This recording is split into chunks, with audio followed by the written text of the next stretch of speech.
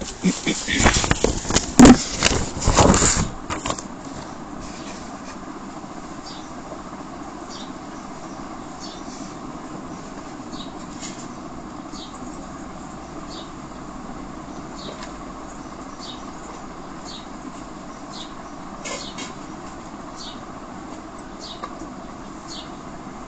बच्चे, अब वापस घर जाना है, इसलिए बाप को याद करने और अपने चरित्र को सुधारने की मेहनत करो। प्रश्न, अज्ञान नींद में सुलाने वाली बात कौन सी है? उससे नुकसान क्या हुआ है? उत्तर, कल्प की आयु लाखों वर्ष कहना यही अज्ञान की नींद में सुलाने वाली बात है। इससे ज्ञान नेत्रहीन हो गए हैं, घर को बहुत दूर समझते हैं। बुद्धि में है अभी तो लाखों वर्ष यहाँ ही सुख दुख का पार्ट बजाना है, इसलिए पावन बनने की मेहनत नहीं करते हैं। तुम बच्चे जानते हो अभी घर बहुत नजदीक है, अब हमें मेहनत करके कर्मातीत बनना है। ओम शांति। मीठे मीठे बच्चों को अब बाप ने घर याद दिलाया है। भल भक्ति मार्ग में भी घर को याद करते हैं, परंतु वहां जाना कब है, कैसे जाना है, वह कुछ भी नहीं जानते। कल्प की आयु लाखों वर्ष कह देने के कारण घर भी भूल गया है। समझते हैं लाखों वर्ष यहाँ ही पार्ट बजाते हैं, तो घर भूल जाता है। अभी बाप याद दिलाते हैं, बच्चे घर तो बहुत नजदीक है, अब चलेंगे अपने घर। मैं तो तुम बच्चों के बुलावे पर आया हूँ, चलेंगे। कितनी सहज बात है। भक्ति मार्ग में तो पता भी नहीं पड़ता कि कब मुक्ति धाम में जाएंगे। मुक्ति को ही घर कहा जाता है। लाखों वर्ष कह देने के कारण सब भूल जाते हैं। बाप को भी तो घर को भी भूल जाते हैं। लाखों वर्ष कहने से बहुत फर्क पड़ जाता है। अज्ञान नींद में जैसे सो जाते हैं, किसी को भी समझ में नहीं आता। भक्ति मार्ग में घर कितना दूर बताते हैं। बाप कहते हैं, वाह, मुक्ति धाम में तो अभी जाना है। ऐसे थोड़ी है तुम कोई लाखों वर्ष भक्ति करते हो, तुमको पता भी नहीं कि भक्ति कब से शुरू हुई है। लाखों वर्ष का हिसाब तो करने की दरकार ही नहीं। बाप को और घर को भूल जाते हैं। यह भी ड्रामा में नूंद है, परंतु नाहिक इतना दूर कर देते हैं। अब बाप कहते हैं, बच्चे घर तो बिल्कुल नजदीक है, अब मैं आया हूँ तुमको ले चलने। घर चलना है, परंतु पवित्र तो जरूर बनना है। गंगा स्नान आदि तो तुम करते आए हो, परंतु पवित्र बने नहीं हो। अगर पवित्र बनते तो घर चले जाते, परंतु घर का भी पता नहीं तो पवित्रता का भी पता नहीं। आधा कल्प से भक्ति की है, भक्ति को छोड़ते ही नहीं। अब बाप कहते हैं, भक्ति पूरी होती है। भक्ति में तो अपरंपार दुख रहता है। ऐसे नहीं कि तुम बच्चों ने लाखों वर्ष दुख देखा है, लाखों वर्ष की तो बात ही नहीं। सच्चा सच्चा दुख तो तुमने कलयुग में ही भोगा, जबकि जास्ती विकारों में गंदे बने हो। पहले जब रजों में थे तो कुछ समझ थी, अभी तो बिल्कुल बेसमझ हो गए हैं। अब बच्चों को कहते हैं, सुखधाम चलना है तो पावन बनो। जन्म जन्मांतर के जो पाप सिर पर है, उन्हें याद से उतारो। याद से बड़ी खुशी रहेगी। जो बाप तुमको आधा कल्प सुखधाम में ले जाते हैं, उनको याद करना है। बाप कहते हैं, तुमको ऐसा लक्ष्मी नारायण जैसा बनना है, तो एक तो पवित्र बनो और चरित्र सुधारो। विकारों को कहा जाता है भूत। लोभ का भी भूत कम नहीं है। यह भूत बहुत अशुद्ध है, मनुष्य को एकदम गंदा बना देता है। लोभ भी बहुत पाप कराता है। 5 विकार बहुत कड़े भूत है, इन सब को छोड़ना है। लोभ को छोड़ना भी ऐसा मुश्किल है जैसा काम विकार को छोड़ना मुश्किल है। मोह को छोड़ना भी इतना मुश्किल हो जाता जितना काम विकार को छोड़ना। छोड़ते ही नहीं। सारी आयु बाप समझाते आए हैं, तो भी मोह की रग जुटी हुई रहती है, क्रोध भी मुश्किल छूटता है। कहते हैं बच्चों पर क्रोध आता है, नाम तो क्रोध का लेते हैं ना। कोई भी भूत न आए, उन पर विजय पानी है। बाप कहते हैं जब तक मैं हूं तब तक तुम पुरुषार्थ करते रहो। बाप कितना वर्ष रहेंगे? बाप इतने वर्षों से बैठ समझाते हैं, अच्छा ही टाइम देते हैं। सृष्टि चक्र को जानना तो बहुत सहज है, 7 दिन में सारा ज्ञान बुद्धि में आ जाता है। बाकी जन्म जन्मांतर के पाप कटने में देरी लगती है, यही मुश्किलात है। उसके लिए बाबा टाइम देते हैं। माया का ऑपोजिशन बहुत होता है, एकदम भुला देती है। यहाँ बैठते हैं तो सारा समय याद में थोड़ी बैठते हैं, बहुत तरफ बुद्धि चली जाती है। इसलिए टाइम देना है, मेहनत कर कर्मातीत अवस्था को पाना है। पढ़ाई तो बहुत सहज है, सेंसिबल बच्चा हो तो 7 रोज में सारा ज्ञान समझ ले कि यह 84 का चक्र कैसे फिरता है। बाकी पवित्र बनने में है मेहनत, इस पर कितने हंगामे होते हैं। समझते हैं बात तो राइट है, हम ग्लानि करते थे कि ये ब्रह्मा कुमारियां भाई बहन बनाती है, परंतु बात तो बरोबर राइट है। जब तक हम प्रजापिता ब्रह्मा के बच्चे नहीं बने हैं तब तक पवित्र कैसे रह सकेंगे? क्रिमिनल आई से सिविल आई कैसे बन सकती है? यह युक्ति बड़ी अच्छी है। हम ब्रह्मा कुमार कुमारियां हैं तो भाई बहन हो गए, इसमें बड़ी मदद मिलती है सिविल आई बनाने में। ब्रह्मा का कर्तव्य भी है ना, ब्रह्मा द्वारा देवी देवता धर्म की स्थापना अथवा मनुष्य को देवता बनाना। तो बाबा हमें आज अपने घर की याद दिला रहे हैं कि जहां से आए थे वहां वापस जाना है। हमारा घर परम धाम, बहुत ऊंचा धाम, बहुत पवित्र धाम, जहां पर सभी आत्माएं पवित्र स्वरूप में रहती है। सभी आत्माएं शुद्ध है, वहां पर किसी में भी कोई वहां पर विकार का अंश भी नहीं है और किसी प्रकार का व्यर्थ नहीं है, किसी प्रकार का पाप कर्मों का बोझा नहीं है। ऐसा वो हमारा घर, जहां पर हम सब आत्माएं रहती है, वहां पर आराम करते हैं। पाठ बजाने के लिए हम नीचे आते हैं। तो घर हमारा परमधाम है, जो बाबा का घर है। हमारा बाबा परमपिता परमात्मा, जो दुनिया वालों के लिए भगवान है, ईश्वर है, अल्लाह है, गॉड है, वो हमारा बाबा है।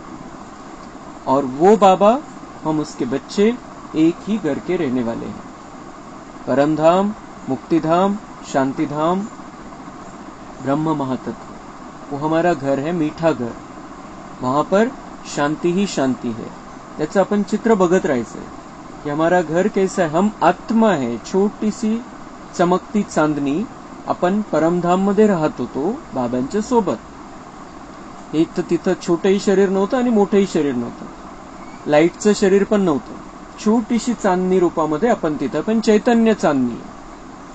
आणि या आत्मारूपी चांदणीमध्ये 5000 वर्षाचं रेकॉर्ड भरलेलं आहे। त्या रेकॉर्डिंग सहित आपण परमधाम मध्ये राहतो, पण ती रेकॉर्डिंग तिथं ओपन होत नाही। तिथं निव्वळ आराम आहे। ही जी 5000 वर्षाची रेकॉर्डिंग घेऊन आपण खाली येणार आहे। जेवढे आपले जन्म आहे, जेवढा आपला काळ या धर्तीवरती आहे, तेवढं काळाची रेकॉर्डिंग, सेकंदाची रेकॉर्डिंग घेऊन आपण खाली येणार आहे। पण ज्या वेळेला तिथं आहे आपण, त्यावेळेला ती रेकॉर्डिंग ओपन होत नाही। ज्या वेळेला रेकॉर्डिंग ओपन व्हायची ती तशी खाली आल्यानंतर होत राहते, जशी जशी ज्या वेळेला ज्या सेकंदाची। पण तिथं परमधाम मध्ये निव्वळ आराम, कुठल्याही प्रकारचा संकल्प नाही, कुठल्याही प्रकारचे भविष्याचा विचार नाही, कुठल्याही प्रकारचं भूतकाळाचा विचार नाही, स्वतःचाही विचार नाही, बाबांचाही विचार नाही। असं ते आपलं घर आहे, जिथं आपण फक्त आणि फक्त आणि फक्त आराम करतो। आराम करण्यासाठी आणि पुन्हा ती तयारी 5000 वर्ष पाठ बजवायचं खाली येऊन, तर त्यासाठी आराम पाहिजे।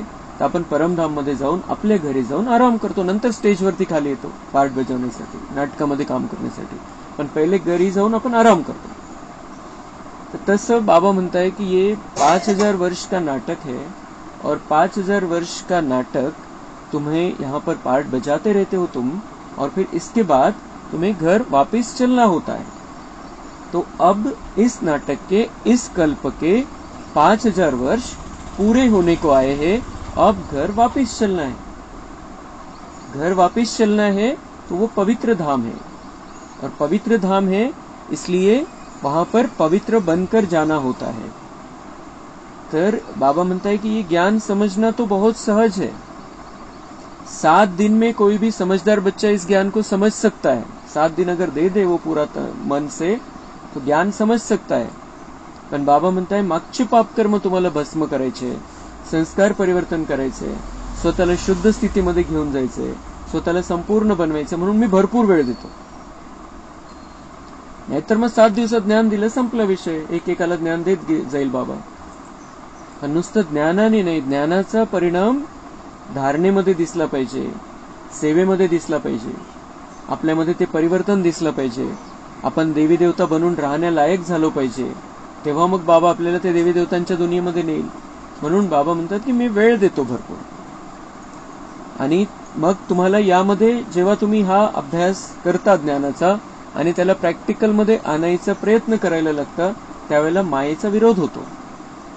जे मागचे जे विकारी जीवन होतं ते त्याचे जे संस्कार आहे ते समोर येत राहतात। काम विकार, क्रोध, लोभ, मोह, अहंकार सगळे भयानक भूत आहे, आणि ते तंग करत राहतात जेव्हा आपण बाबांच्या ज्ञानामध्ये पुढे जातो।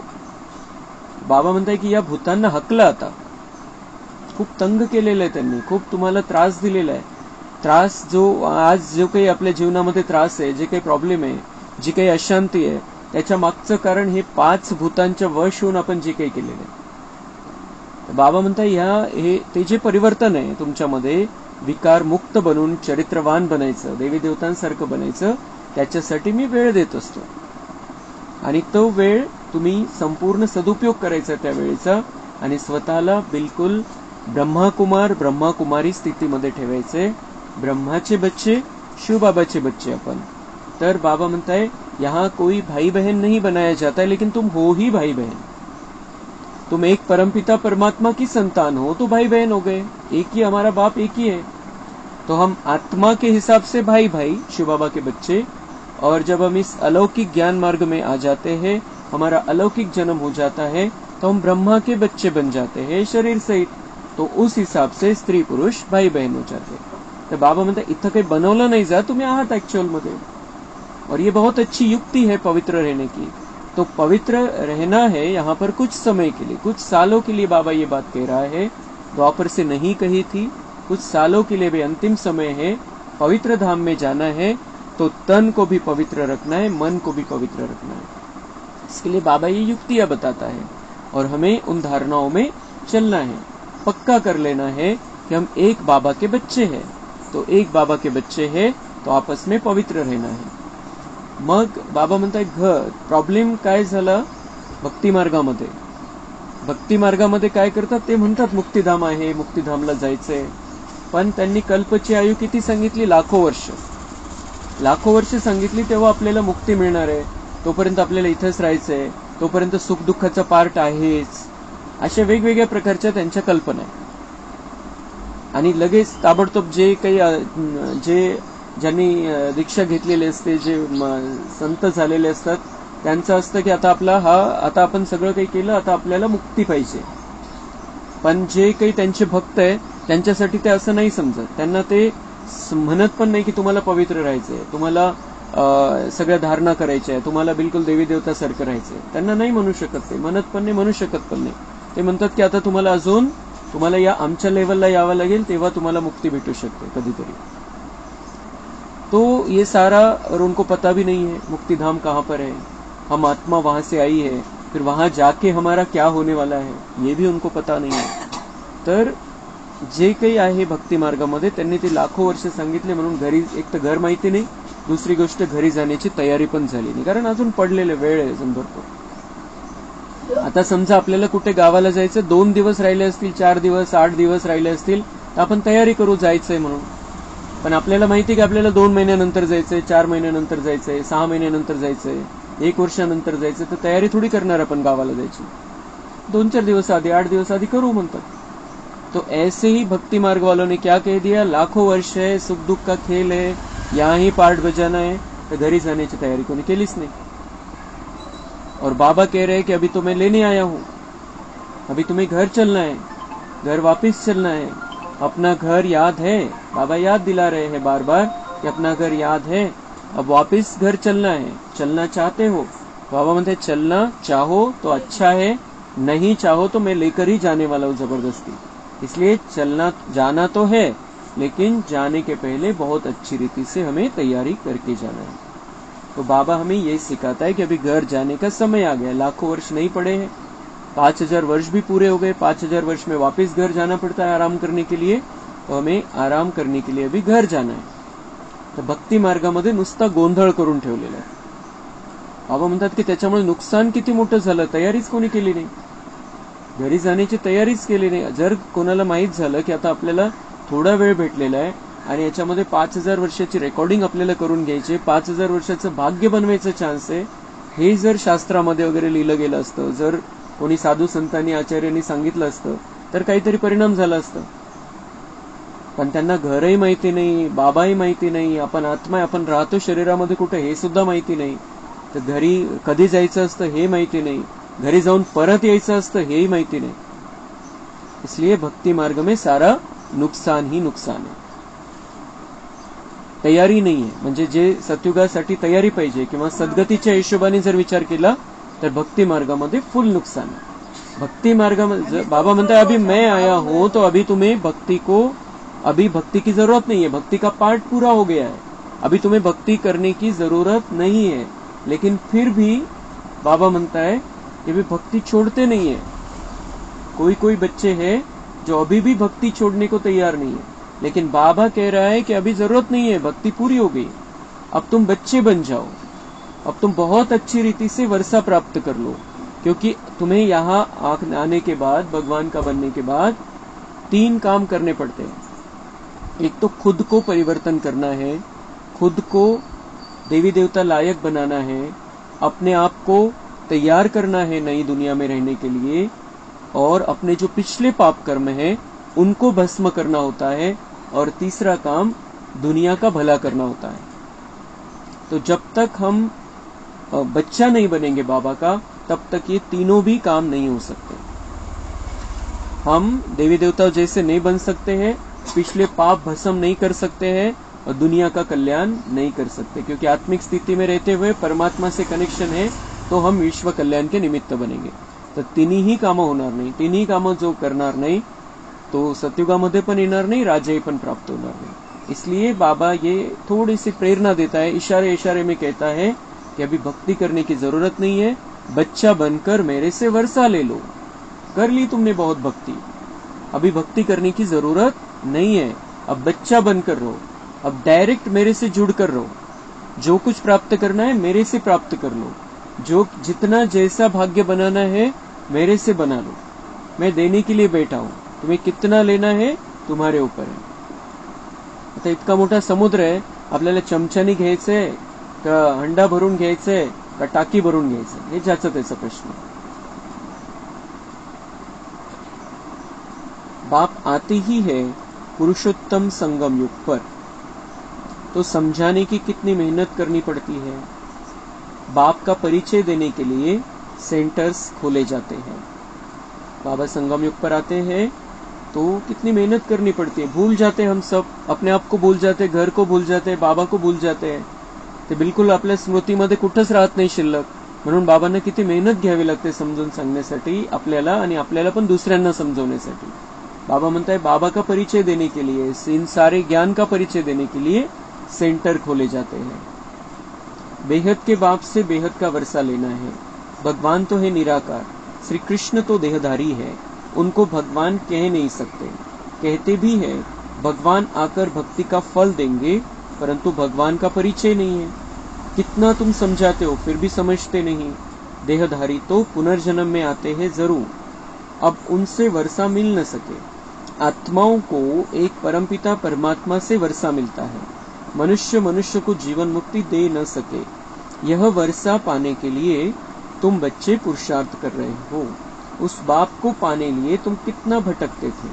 पहले तो सिर्फ एक शिव की पूजा करते थे और कोई तरफ जाते नहीं थे। वह थी अव्यभिचारी भक्ति। औरों के मंदिर आदि इतने नहीं थे। अभी तो ढेर चित्र है, मंदिर आदि बनाते हैं। भक्ती मार्ग में तुमको कितनी मेहनत करनी पडते, किती ठिकाणी जावं लागतं, काय काय करावं लागतं। उपवास तापास जे साधू संत गुरु सांगतील त्याप्रमाणे करावं लागतं। शास्त्रामध्ये जे सांगितलेले त्याप्रमाणे करावं लागतं। वेगवेगळ्या प्रकारच्या पूजा पाठ, ते पण त्याच्यामध्ये वेगवेगळ्या प्रकारचे नियम विधीपूर्वक करावं लागतं सगळं काही। वेगवेगळ्या प्रकारे तीर्थयात्रा कराव्या लागतात, वेगवेगळ्या ठिकाणी जावं लागतं। काय काय नाहीये बुद्धीमध्ये, त्या सगळ्या गोष्टी असतात। जो भक्त आहे, ज्याच्या बुद्धीमध्ये भक्ती मार्गातल्या गोष्टी आहे, ते सगळे प्रकार करत राहतात। साधू संतांची सेवा करायची आहे, ते काय काय करायचे ते सगळं तेवढंच डोक्यात। बाकी हमें भगवान प्राप्त हो गया है, भगवान से वर्षा लेना है, भगवान से अपना भाग्य बनाकर लेना है, ये बातें भक्ति मार्ग में नहीं है। वहां पर सिर्फ मेहनत है।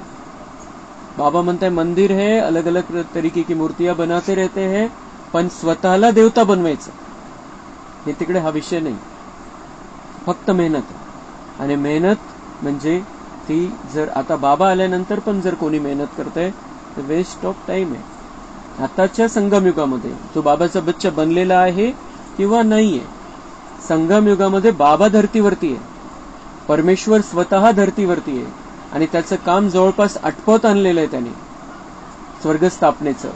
आणि तरी सुद्धा कोणी जर अजून भक्ती करत असेल, तर भक्तीची ती जी मेहनत आहे ती करत असेल आणि आपण सांगितल्यावर पण समजत नसेल, तर ज्याचं त्याचं नशीब।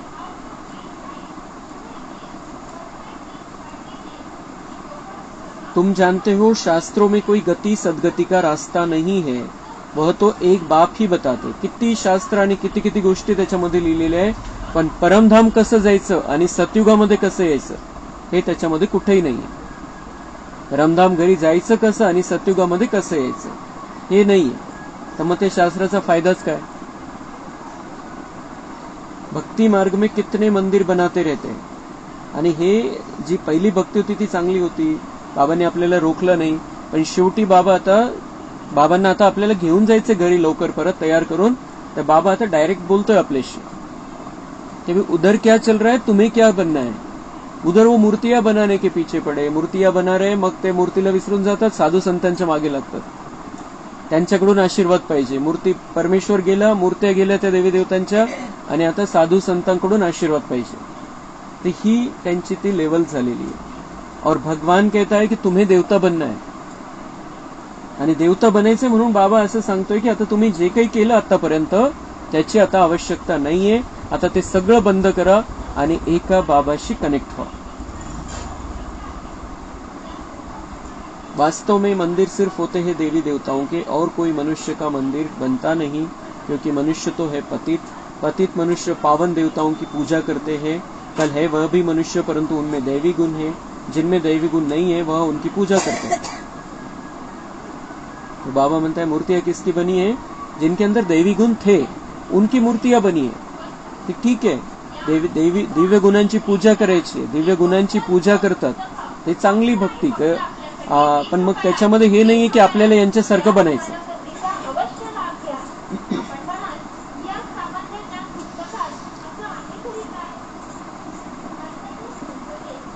तो बाबा म्हणता है कि वो जो पतित मनुष्य है वो पावन देवताओं की पूजा करते हैं, त्यांची मूर्ती बनवलेली आहे, म्हणजे आपलंच यादगार आहे। आपण जे बाबांचे बच्चे दिव्य गुणांची मूर्ती बनलो होतो संगम युगामध्ये आणि सतयुग त्रेतायुगामध्ये त्या स्थितीमध्ये राहिलेलो आहे, तर त्या स्थितीची पूजा ते करतात। वाईट काहीच नाहीये त्याच्यामध्ये, त्यांनी पूजा करण्यामध्ये वाईट काहीच नाही, ते करतायत, ते आपल्या स्थितीची पूजा करताय आणि आपल्याला प्रेरणा घ्यायची की मला असं बनायचं।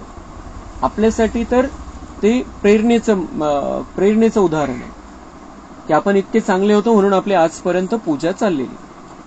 पण बाबा म्हणतात आता तुम्हाला ती पूजा करण्याची आवश्यकता नाही, तुम्ही प्रेरणा घ्या त्याच्यामधून। तुम्हाला तशा प्रकारची पूजा अभिषेक वगैरे काही करण्याची आवश्यकता नाहीये, तुम्हाला तसं बनायचंय। ये हमें भक्ति मार्ग वाले जो है, अभी भक्ति मार्ग में जो बाबा के बच्चे बने नाही उनको नाही समजाना ये बात. त्यांना करू द्यायचं ते जे करताय. पण आता आपण बच्चे बनलेलो आहे बाबांचे, तर बाबा म्हणतात तुम्हाला आवश्यकता नाही हे करायची. कारण तुम्हाला मी चालती फिरती मूर्ती बनवतोय डायरेक्ट. तुम्ही मूर्तीची, ते दगडाच्या मूर्तीची का बरं पूजा करायची तुम्हाला? ते करू द्या. तुम्ही उदाहरण त्याच्यामधून प्रेरणा घ्या. तुम्हाला उलट त्याच्यामधून असं हे झालं पाहिजे की हा मला असं बनायचं आहे.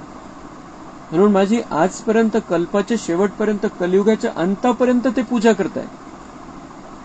त्याच्यामधून प्रेरणा घ्यायची आहे. त्याच्यामधून आपण उमंग उत्साहामध्ये यायचंय. या मी असं बनलो होतो म्हणून तर माझी पूजा चालली. पण आपल्याला असं बनायचंय पुन्हा. ये बिल्कुल आपल्याला पक्का करायचंय. हमें बाकी वो चीजें कोई करने की जरूरत नहीं है. हम बच्चों को बाबा समझाता है. बाबा जो भक्त है अभी उनको नहीं समझा रहा है. हम बाबा के बच्चे हैं तो बच्चों को समझा रहा है कि आप अपने आप को गुणवान बनाने की मेहनत करो. अपने आप को देवी देवता बनाओ. सिर्फ पूजा करने से कुछ नहीं होने वाला. की त्यांनी आशीर्वाद करावा, काहीतरी चमत्कार व्हावा, काहीच होत नाही. जे ड्राम्यामध्ये नोंदलं असेल तेच होतं. आपल्याला बाबा म्हणतात तुम्ही पुरुषार्थ करा आणि पुरुषार्थाने स्वतः देवी देवता बना. तो बाबा म्हणता है कि उनमें दैवी गुण है. जिनमें दैवी गुण नहीं है वह उनकी पूजा करते हैं. तुम खुद ही पूज्य थे फिर पुजारी बने हो. मनुष्य की भक्ति करना यह 5 तत्वों की भक्ति करना है. मनुष्यों की भक्ति करना मतलब 5 तत्वों की भक्ति करना है. अब मनुष्य कौन है? बाबा के सिवाय बाकी सभी मनुष्य, भले दिव्य गुणों वाले, लेकिन बाबा के सिवाय बाकी सभी मनुष्य. मनुष्य की भक्ति करना मतलब 5 तत्वों की. पृथ्वी, जल, अग्नि, वायू, आकाश या 5 तत्वांनी बनलेले शरीर आहे. आणि हे 5 तत्व आता बिलकुल फुल तमोप्रधान झालेले. आणि हे जे 5 तत्वांनी बनलेल्या पुतळ्याची, मूर्तीची पूजा करणं म्हणजे बाबा म्हणताय कि वो बुद्धि में क्या है? देहधारी, देह, और देह की पूजा करते हैं. शरीर तो 5 तत्वों का बना हुआ है. अब बच्चों को मुक्ति धाम में चलना है जिसके लिए इतनी भक्ति की है. बाबा म्हणताय आता तुम्ही ज्याच्यासाठी एवढी भक्ती केली, म्हणजे बाबा हे का सांगताय की तुम्हाला आता पुढचं करायचं. ते झालं सगळं, आता पुढचं करायचं. ज्याच्यासाठी तुम्ही एवढी भक्ती केली की घरी जायचंय, जन्ममृत्यूच्या चक्रामध्ये यायचं नाहीये, तर ती तयारी करायची. आता मुक्तिधाम घरी जायचंय. पण आता त्याच्या पुढचा रस्ता, जे आपल्या स्वप्नामध्ये पण नव्हतं, बाबांनी त्याच्या पुढचा रस्ता दाखवलेला आहे. मुक्तिधाम तर जायचंय, पण सुखधाम मध्ये यायचं. अतिशय सुंदर दुनियेचा आनंद घेण्यासाठी आपल्याला खाली यायचंय. ही तर आपल्याला कल्पना पण नव्हती, हा विचार पण नव्हता. भक्ती कशासाठी केली आपण? मुक्ती पाहिजे म्हणून. पण मुक्ती परमनंट कोणालाही नाहीये. आणि मुक्त होऊन करायचं काय? असंही आपण जेव्हा परमधाममध्ये ज्ञान घेऊन परमधाममध्ये जाणार आहे, तरी पण आपल्याला तिथं कुठल्याही प्रकारची संकल्पना नाही, कुठल्याही प्रकारचा अनुभव नाहीये. तर मग मुक्त होऊन करायचं काय मग तिथं? तर मुक्तिधाम जायचंय, पुन्हा खाली परत यायचंय सुंदर दुनियेचा आनंद घेण्यासाठी. बाबा म्हणतात की सत्ययुग त्रेता तर चांगलंच आहे. द्वापरमध्ये पण तुम्ही खूप चांगले होते. द्वापरमध्ये पण तुमच्याकडे बरेचसे उपाय होते. तुम्ही दुःखी होत नव्हते. तुम्ही इतके पतित पण नव्हते. कलियुगाचा हा प्रभाव, कलियुगामध्ये जी तमोप्रधानता वाढली एकमेकांची, आणि त्यामुळे मग तुम्ही बिघडत गेले. तुमच्यामध्ये ते जे 5 विकार आहे त्यांचं प्रमाण वाढलं, आणि त्यामुळे मग पाप होत गेलं, आणि त्याच्यामुळे दुःख होत गेलं.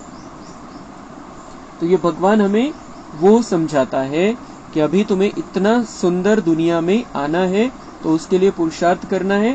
पहले घर जाने की तैयारी करनी है, और फिर साथ साथ वहां नई दुनिया में रहने की भी तैयारी करनी है. तो बाबा म्हणता है कि अब बच्चों को मुक्ति धाम में चलना है जिसके लिए इतनी भक्ति की है. अब अपने साथ ले चलता हूँ. तुम सतयुग में चले जाएंगे. बाप आए ही है पतित दुनिया से पावन दुनिया में ले चलने. पावन दुनिया है ही 2, मुक्ति और जीवन मुक्ति. बाप कहते हैं मीठे मीठे बच्चों, मैं कल्प कल्प संगम युग पर आता हूँ. तुम भक्ति मार्ग में कितने दुख उठाते हो. गीत भी है ना, चारों तरफ लगाए फेरे दूर रहे. किससे? बहुत है भक्ति मार्ग में दुख है. समझते नहीं है कि हम दुख उठा रहे हैं, पण ते दुःखच आहे. क्योंकि पा नहीं रहे कुछ भी. चाललेलं आहे सगळं वरवरच्या गोष्टी. म्हणून बाबा म्हणते दुखी है वो. और चारों तरफ फेरे लगाए, भगवान तो मिला ही नहीं हमको. बाप से दूर रहे हम. बाप को ढूंढने के लिए जन्म बाई जन्म फेरे लगाए, परंतु फिर भी बाप से दूर रहे. इसलिए बुलाते हैं, हे पतित पावन आओ, आकर पावन बनाओ। बाप के सिवाय और कोई बना न सके।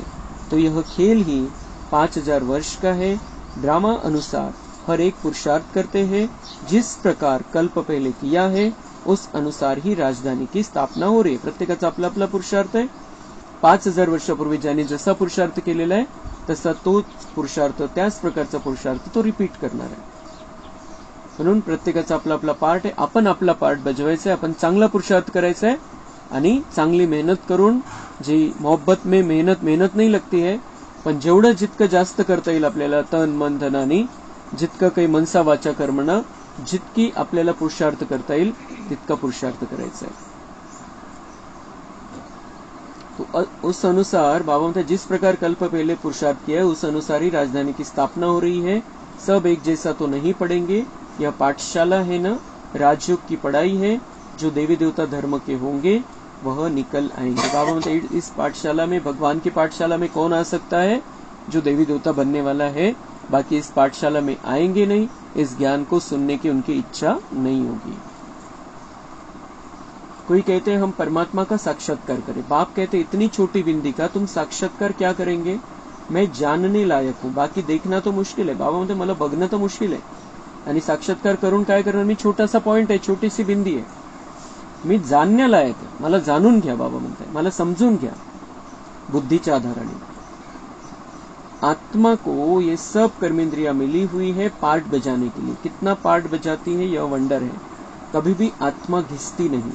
यह है अविनाशी ड्रामा। बाबांचा पार्ट फिक्स, आपला पार्ट फिक्स। बाबा म्हणता है कि ये आत्मा कभी भी घिसती नहीं है। अविनाशी ड्रामा है, अविनाशी आत्मा है और अविनाशी पार्ट है। तुम जानते हो हम बिल्कुल बेसमझ थे, फिर बेहद की समझ आ गई है। वह होती है हद की पढ़ाई, यह है बेहद की।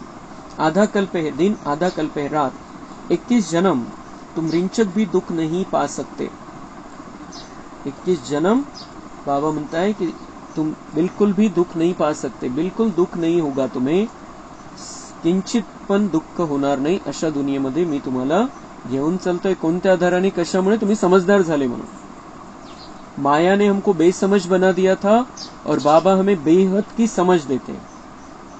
जन्म जन्मांतराची समजदारी आपल्यामध्ये येते आणि समजदारी येते म्हणून आपण देवी देवतासारखे बनून जातो। ती लेवल, ती स्थिती।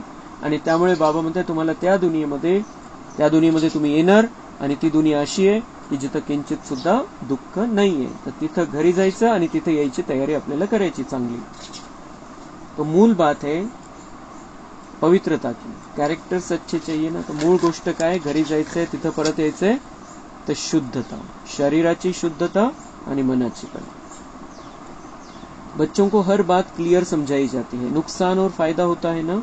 अभी तो बाप कहते हैं फायदे की बात ही छूटी, अभी तो नुकसान ही नुकसान होने का है। विनाश का समय आ रहा है, उस समय देखना क्या क्या होता है। बाबा म्हणता है कि फायदे की बात छूटी, दुनिया में कोई फायदा नहीं। अभी दुनिया का तो विनाश होना है और अभी विनाश का जो समय है बाबा म्हणता बघा काय काय होतं।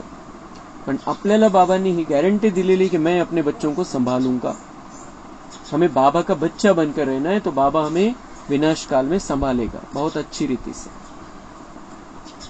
तुम बच्चे जानते हो बाप आदि सनातन देवी देवता धर्म की स्थापना कर रहे हैं। तुम्हारी एम ऑब्जेक्ट है यह। फिर से तुमको नर से नारायण बनाते हैं। यह बेहद का पाठ बेहद का बाप ही पढ़ाते हैं। जो जैसा पढ़ेगा ऐसा पद पाएगा। बाप तो पुरुषार्थ कराते हैं, पुरुषार्थ कम करेंगे तो पद भी कम पाएंगे। टीचर भी स्टूडेंट को समझाएंगे ना। दूसरे को जब आप समान बनाते तब मालूम पड़ता है यह अच्छी रीति पढ़ते और पढ़ाते हैं। मूल है ही याद की यात्रा। सिर पर पापों का बोझा बहुत है, मुझे याद करो तो पाप भस्म हो। यह है रूहानी यात्रा। छोटे बच्चे को भी सिखलाओ कि शिव बाबा को याद करो, उनका भी हक है। यह नहीं समझेंगे कि अपने को आत्मा समझ बाप को याद करना है, नहीं, सिर्फ शिव बाबा को याद करेंगे। मेहनत करने से उनका भी कल्याण हो सकता है। ज्याला थोडी समज आलेली लहान मुलाला बाबा म्हणतात त्याला पण समजवा। भले त्याला आत्मा क्लिअर नाही समजणार पण तरी त्याला शिवबाबाची आठवण करायला लावा। जितकी त्याच्यावरती मेहनत घ्या मुलाला समजवण्यासाठी, छोट्या मुलाला समजवण्यासाठी, तो जितकं शिवबाबाला समजेल, शिवबाबाची आठवण करेल, त्याचंही कल्याण होऊ शकतं. बुद्धी त्याची भटकणार नाही इकडे तिकडे. अच्छा, मीठे मीठे सिक्के लधे बच्चों प्रति मात पिता बाप दादा का याद, प्यार और गुड मॉर्निंग. रूहानी बाप की रूहानी बच्चों को नमस्ते. हम रूहानी बच्चों की रूहानी बाप दादा को याद, प्यार, गुड मॉर्निंग, नमस्ते. वहाँ बाबा वहाँ, शुक्रिया बाबा शुक्रिया. धारणा के लिए मुख्य सार है, नर से नारायण पद प्राप्त करने के लिए बेहद के बाप से बेहद का पाठ पढ़कर दूसरों को पढ़ाना है. आप समान बनाने की सेवा करनी है. लोभ मोह की जो रगे हैं उनको निकालने की मेहनत करनी है. अपने चरित्र को ऐसा सुधारना है जो कोई भूत अंदर प्रवेश होने न पाए. लोभ आणि मोह सगळे बाकीचे सगळे विकार खराब आहे, पण बाबा म्हणतात लोभ आणि मोह जे सूक्ष्म मध्ये असतात ते विकार बाकीचे दिसून येतात, पण जो मोह आहे तो सूक्ष्म असतो, सूक्ष्म धाग्याच्या रूपामध्ये असतो. लोभ कोणत्या गोष्टीमध्ये आसक्ती, वस्तूमध्ये आसक्ती, पैशामध्ये आसक्ती. तर बाबा म्हणताय ये जो रगे है, जे सूक्ष्म धागे आहे त्याला पण कट करा, समाप्त करा. कारण हे जे आहे आपण तिथं झुकलेलो असतो. मोह आणि लोभ वस्तूमध्ये असेल, व्यक्तीमध्ये असेल तर बुद्धी तिकडे झुकलेली असते. बुद्धीमध्ये ते असतं, तर बाबा कसा राहील बुद्धीमध्ये? म्हणून बाबा म्हणताय वो जो सूक्ष्म आपल्याला लक्षात पण येत नाही, पण बिलकुल क्लिअर समजून घ्यायचंय की आपल्याला मोह कोणामध्ये, कशामध्ये, आणि नष्ट मोह बनायचंय, ते प्रॅक्टिस करायची. एक जर शुद्ध मोह ठेवायचा आहे तर एक बाबामध्ये असला पाहिजे. वरदान, भगवान और भाग्य की स्मृति से औरों का भी भाग्य बनाने वाले खुशनुमा खुशनसीब भव. अमृत वेले से लेकर रात तक अपने भिन्न भिन्न भाग्य को स्मृति में लाओ और यही गीत गाते रहो, वाह मेरा श्रेष्ठ भाग्य. जो भगवान और भाग्य की स्मृति में रहते हैं वही औरों को भाग्यवान बना सकते हैं. तो हम बाबा के बन गए, हमारे जैसा भाग्य किसी का भी नहीं है. तो इस स्मृति में हमें रहना है. हम कितने भाग्यवान हैं जो हमें सारा सत्य, सारी दुनिया के रहस्य पता है, और इतने बड़े साधु संत महाराज गुरु बैठे हैं, इतने सारे शास्त्र, इतने पंडित आचार्य हैं, इतने बड़े बड़े पद वाले हैं, पोजीशन वाले, उनको कुछ भी पता नहीं है. उनको अपना भी पता नहीं है, भगवान का भी पता नहीं है, दुनिया का भी पता नहीं. मला तर सगळं सत्य समजलेलं आहे आणि मला माझं सत्य स्वरूप पण समजलेलं आहे की मी देवी देवता बनणारी आत्मा आहे. तो हम कितने भाग्यवान हैं. जितके आपल्याला या भाग्याची स्मृती राहील, भलेही आपल्या घरामध्ये काही चाललेलं आहे, परिवारामध्ये काही चाललेलं आहे, काही प्रॉब्लेम आहे, काही समस्या आहे, काही असू द्या, पण भाग्य किती मोठं आहे आपल्याला आत्मिक हिशोबाने विचार करायचा आहे. माझं भाग्य किती मोठं आहे की मला बाबा भेटलेला आहे, परमात्मा भेटलेला आहे. जो भाग्य विधाता आहे तो माझा झालेला आहे, जो भाग्य बनवणारा आहे तो माझा झालेला आहे. तर हे जितकं आपल्या स्मृतीमध्ये राहील तितकं आपण आपली स्थिती आनंदाची राहील. आपल्याला भक्ती करण्याची आवश्यकता वाटणार नाही, भक्तीचे कुठलेही संस्कार राहणार नाही आपल्यामध्ये, कारण भाग्य बनलं. आता भगवान मिल गया, हम भाग्यशाली है कि भगवान मिल गया. अब हमें भगवान के साथ में रहते हुए उसकी उंगली पकड़कर चलना है. वो जैसे चला रहा है वैसे चलना है. अपने तरफ से कोई वैसी स्ट्रिक्ट मेहनत लेने की भी जरूरत नहीं है. भगवान चला रहा है या भावनेमध्ये आपण खूप चांगल्या प्रकारे पुढे जात राहू. जेव्हा आपल्या स्मृतीमध्ये राहील की भगवान भाग्य विधाता मेरा हो गया है, आणि जितकं आपल्याला या भाग्याची आठवण राहील तितकं दुसऱ्यांचे भाग्य बनवण्यासाठी आपण मेहनत करू, प्रयत्न करू. फिर ब्राह्मण माना ही सदा भाग्यवान सदा खुशनसीब. हे ब्राह्मण जीवनच असं आहे, भाग्यवान आहे आपण आणि खुशनसीब आहे. आपल्या इतकं भाग्यवान कोणी नाही, क्योंकि भगवान के साथ में पढ़ते हैं, भगवान के साथ में खाते हैं, भगवान के साथ में पीते हैं, भगवान के साथ में रहते हैं, भगवान के साथ में चलते हैं. बाबा है सदा बुद्धि में, बाबा की बातें बुद्धि में है. तो ये ब्राह्मण जीवन भाग्य वाला जीवन है, भाग्यशाली जीवन है, क्योंकि ऐसी साथ दुनिया में कभी किसी को नहीं मिलती है. भगवान जैसा साथी किसी को भी नहीं मिलता है जो हमको मिला है. किसी की हिम्मत नहीं जो ब्राह्मण आत्मा की खुशी कम कर सके. जर आपण स्वतःला ब्राह्मण समजतोय, ब्राह्मण स्थितीमध्ये, ब्रह्माचे बच्चे, शिवबाबाचे बच्चे या स्थितीमध्ये जर आपण आहे, तर दुनियेमध्ये कोणाचीच हिंमत नाही आपला आनंद कमी करण्याची. त्याला किती काही करू द्या, किती प्रयत्न करू द्या, किती दुःख देऊ द्या बाहेरून, पण आपला आनंद, आतला आनंद कमी करू शकत नाही तो आपल्या परवानगीशिवाय. त्याची हिम्मतच नहीं अपना आनंद कमी करने की, क्योंकि हम बहुत आनंद में बैठे हैं अंदर. इस शरीर रूपी कुटिया में बहुत अंदर आराम से बैठे, आनंद में बैठे हैं, बाबा के साथ में कनेक्शन में. तर बाबा म्हणताय कोणाची हिम्मत नाही तुमचा आनंद कमी करण्याची. तुम्ही परमिशन देता, तुम्ही मायेच्या वश होऊन जाता आणि म्हणून तो तुमचा आनंद संपतो. तो अगर हम बाबा के साथ में है तो हमारा आनंद कोई कम कर नहीं सकता किसी भी कारण से. हर एक खुशनुमा खुशनसीब हो. ब्राह्मण जीवन में खुशी का जाना असंभव है. भल शरीर चला जाए लेकिन खुशी जा नहीं सकती. स्लोगन है, माया के झूले को छोड़ अतीन्द्रिय सुख के झूले में सदा झूलते रहो. माया आहे, माया वेगवेगळ्या प्रकारे आपल्याला आकर्षणामध्ये घेऊन येत असते. वेगवेगळ्या व्यक्तीसमोर, वेगवेगळ्या बच्च्यासमोर बाबाच्या माया वेगवेगळ्या प्रकारे परीक्षा घेत असते. पण बाबा म्हणते अभी माया के झूले में नहीं झूलना है, अति इंद्रिय सुख के झूले में झूलो. जितना हम आनंद में रहेंगे, जितना बाबा से कनेक्शन में रहेंगे, बाबा के साथ हम झूलते रहेंगे, आनंदमयी स्थिती रहेंगे. झूलना, झोका खेळणं म्हणजे काय? बिल्कुल आनंद आणि उमंग उत्साह. तो जितना हम बाबा के साथ में रहेंगे, अतीन्द्रिय सुख की स्थिति में रहेंगे, खुशी में रहेंगे. कोई डर की बात, कोई तकलीफ की बात, कोई परेशानी की बात हमारी स्थिति को हिला नहीं सकती है. बाबा के साथ में रहना है, बाबा के साथ में चलना है, बाबा के साथ में झूले में झूलना है. अच्छा, ओम शांति.